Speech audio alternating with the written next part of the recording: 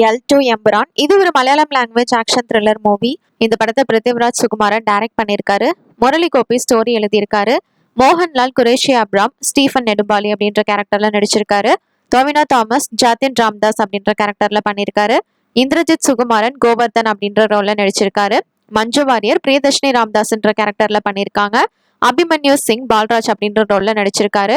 சுராஜ் வெஞ்சிரமூடு சஞ்சனா சந்திரன் அப்படின்ற கேரக்டர்ல பண்ணியிருக்காங்க.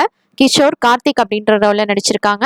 இவங்க கூட சாய்குமார், பைஜு சந்தோஷ், ஃபைசல், சச்சின் கெதாக்கர், சானியா ஐயப்பன், நைலா உஷா, கிஜு ஜான், நந்து, சிவாஜி குருவாயூர், மணிக்குட்டன், அனிஷ் ஜி மேனன், சிவாடா இவங்க எல்லாரும் ஒவ்வொரு ரோல்ல நடிச்சிருக்காங்க. இந்த ஃபிலிம்க்கு சினிமாட்டோகிராஃபி சுஜித் வாசுதேவ் பண்ணியிருக்காங்க. தீபக் தேவ் மியூசிக் கம்போஸ் பண்ணியிருக்காங்க. எடிட்டிங் அகிலேஷ் மோகன் பண்ணியிருக்காரு.